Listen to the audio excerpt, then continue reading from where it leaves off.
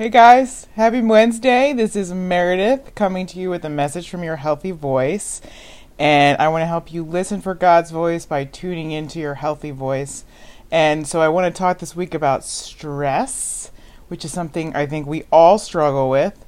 And it's very prominent in my life from last week, which I'll tell you about. And I just thought, this is a message that everyone needs to hear, that everyone deals with. And it's funny because when I was in the middle of it, as soon as I said the word stress, every conversation, it was like an instant response. I get it, here's how I get it.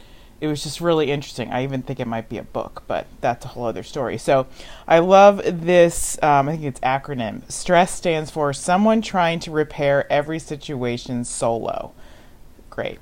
And today's specific message is how to function when you can't function. So actually my husband gave this to me just a little bit ago while I was finishing this up and thought it was perfect because we feel like we can't function when we're stressed out. And it's like, how do I function? And and I think that what I want to talk about is how I think God sends us a message in the middle of our stress because he wants us to listen. Something needs to change.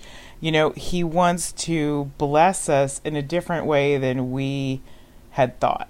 So I want to talk to you about that experience for me from last week. But I mentioned we all get stressed, whether you're right now going through midterms in college, or you are a new mom, or a empty nester mom, or a working woman. I mean, it doesn't matter. We all have felt stress. We all feel it in different ways, and it manifests in different ways. And I'm going to talk a little bit about how it often comes physically. But so burnout comes, and I think sometimes we stress ourselves out trying to do everything, balance everything, thinking we're Wonder Women, always pushing ourselves to the limit. But we forget that we have limits. We forget that we're human, and we keep running until something breaks. So we have to forget that, because, here's the deal. This is one of the things I thought last week, but I thought I was managing it so well. When we think we're managing our stress, that doesn't mean we are. So let me tell you about what happened last week. And I'm not going to go into great detail, but I want to share it for those of you that tend to have stress and anxiety and stress and panic attacks. And it very much affects your physical and mental health. And I am someone that treated my panic attacks about 15 years ago, worked through them in therapy, and really did not think that they were coming back. And over the course of last week, I started to realize by the third doctor I saw what this really was. And it wasn't just this panic. A lot of times we think it's just our mental health, but a lot of times there's other stuff going on physically. So, I didn't think I was stressed. I was having a little bit of lightheadedness and, not feeling good. But it just, Monday morning, it got not great. And I was having, not great stuff in my indigestion, gastric stuff, and I just was not feeling good. So I went to the doctor, and what did they do? Because of history of heart disease in my family, they sent me to the hospital, got my heart checked. Heart is great. They did the whole deep check. Everything is good, which makes me feel better given how I lost my father. So, but I went back the next night because I was not physically feeling good still. And then the next morning I wake up, literally this is my third day, yes, no joke, third visit in 3 days to the ER. And walked in there like, somebody tell me what's going on. Nobody could figure it out. Somebody thought shingles, nobody could figure it out. So I'm sitting there, and my husband and I had just prayed, hard, because I could not figure out what was going on. I just prayed for clarity, and in comes this doctor, and this doctor just goes, stress. And it was just like, stress. And it just hit me. It's just how your adrenaline just kicks in when you're stressed, and it just kind of sends you into this cycle, and you can just kind of, you have a physical reaction and then your mental stuff reacts to that. It's just fascinating how it works. So, and here I thought, I was praying through it all, but God was carrying me through the storm. Even though I had fear, I still trusted. But here I thought I had it under control. I'm like, wow, well, I really I moved out of my world of stress out east, and I really don't have a massively stressed life, but that doesn't mean I have stress. So don't have stress. So thankfully, we've been getting answers, and I know how to take care of myself to find out, what's going on. And I am so grateful that, I took care of stuff years ago to know that when I'm having other stuff, I can, take action. So if you're going through these kind of things, don't deny it. And that's the couple things I'm going to talk about in a minute. But but before I do, so there's 4 things I'm going to tell you not to ignore, and then 4 things I'm going to tell you how to kind of tune into God, and then I'm going to give you 3 things out of 7 of what He's been showing me, and then you can jump on over my blog to see the rest of them. But I'm just going to give you 3 in this video. So let me get started. So my first point is do not ignore your physical symptoms. My doctors told me it was smart for me to go because you never know, especially women. I mean, I know there's a few of you I know that have had heart attacks, and it does not manifest like it does in a man. You have no idea. And that is not what happened with me, but I know it can happen. And the doctors were like, it's really good you came in. We needed to make sure that area, of your health was okay. And thank God it was. But, but so don't ignore your physical stuff. Don't wait until it's, too long, because you don't know what can happen, what can be going on in your body. Don't ignore those physical symptoms. Second, don't ignore your mental health. This is why when I have these kinds of things happen, I'm so grateful that I pushed through the fear of confronting my mental health years ago, because I know it can be an issue. I know it can be there. If we're denying it and it pops up, we're not going to know what to do with it. And so the fact that, I know that my mental health is something I need to always address. I knew when the word anxiety came up, it was like, oh, duh, I need to pay better attention to this. So, so when I could call it out and the doctor could call it out that it was stress, I was able to confront it instead of just, spinning out and wondering, oh, what does anxiety mean? I mean, we all, how anxiety for you manifests. And I know it can be physical, like I've said. So, in panic attacks, I'm not sure if these were full-blown panic attacks or not, but I know that that's sort of what they felt like.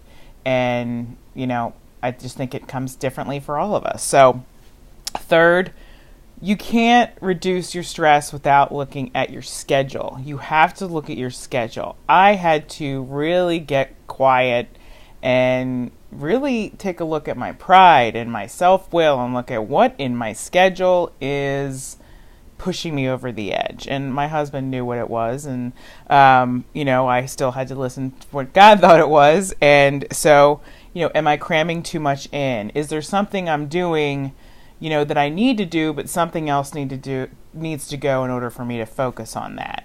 So, that was revealed to me over the course of these couple days. And so I want you to make sure that if you're really stressed out, do not forget to look at your schedule. Because if you are maxing yourself out, I'm here to tell you that you are not Mega Mom. You are not Wonder Woman. I mean, it's a great thing to strive for, but it's a character. Remember that. And fourth, it's the most important, and that is don't ignore God. Don't ignore what God is saying in your storm. So, I think this is when, Jesus really gets close and sends the clearest message of, I love you, come to me, I'm right here. So that's what I did. And so I want to tell you the 4 main things that I really did to reflect on this. And there were different stress relief activities, whether it's walking or yoga or, different things to kind of calm you down. I mean, ironing even helped me. I don't know if that helps you, but 4 things I did. I went to what I always do. I went to Scripture. You have got to go to Scripture, because when you have anxiety, I'm telling you, it is the Bible is full of stuff that addresses our anxiety. So ask God to speak to you through His Word to get you through the anxiety you're going through, and to reveal, where He's taking you and His plan, because His plan is better than our plan. And a lot of times our plan is what's making us stressed out. Second, I got still and I rested. I physically sat down and rested. That literally, we have to rest. Third, I went to the place where I tune into him the most. I can tune into him anywhere, but a place in nature in my town that I can go and just get still. And in that place, I brought my journal and I just listened and I just sat there. And we just have to do, when God wakes us up with these things, we really have to just listen. And I'm still listening. He's still revealing stuff to me in the wake of this. And that's what's so awesome is he wants to reveal things to us for our good. So here were the first three things that I have heard in the last couple days. First, something has to go. Kind of mentioned that about my schedule. If you get rid of this one thing, drown out that extra noise, you're going to be able to heal me better. Something in your schedule has to go. 2, and actually Ephesians 5:15-16. So then, be careful how you live. Do not be unwise but wise, making the most of your time because the time is evil. Second, take care of your health. Sometimes everything has to be put on the back burner for you to put that first. And that's simple. Our bodies were created for the purposes of God. And, if we can't function if we're not taking care of our bodies. Third, this word distraction. There's a message coming on that. Stop distracting yourself and do what I've called you to do. I have this thing where I know that I'm called to write, and I still write, but like books, like lots of books. And I will do other things to distract myself because I don't think that's enough, and I don't think I'm enough in it. And the Lord has really been speaking to me in, can we just forget that? Like, you have to trust that that's enough. And I think sometimes when we feel called, we don't think that our call is enough. So whatever God's calling you to do, maybe try not to doubt. Maybe question your own doubt that it's enough. So, and I was listening to Charles Stanley's sermons, and there were 2 quotes that he said in this one sermon. We can't afford to be late for God's call to serve him and to make our life count. And then, God has ways of shouting pure pain to send the message. And I know the old me could have thought punishment. Or you could think that. But to be honest, I think sometimes the physical stuff wakes us up to change, wakes us up to what he's truly calling us to. So, and if we're not doing that one thing that we're called to do, it's going to irritate us. It's going to make us uncomfortable. And, we're called to do many things. I'm called to be a wife and stepmom, but that's part of what God does is he puts us on this earth for a purpose to give him glory. So, I think we really have to listen. We really have to listen in the storms and listen in the struggles and listen in the seasons and trust that he's always guiding us and always revealing things to us. So, I hope this helped you. I don't know if you have stress or someone you love has stress or you have panic. Anxiety is no joke. So I hope that you will go to the Word and, see where it is in your life and address it. So I'm going to let you go to my website for the next 5 of them. And I think they'll help you because I talk about trust and other things that are being revealed and give you scripture. And so it's all good, but it makes the message a little long. So I will see you next week. I hope you have a great week, and prayers for all those in the California fires who've lost their homes, and just really sad all the stuff that's going on. So everybody take care of yourselves, and I will see you next week. Bye-bye.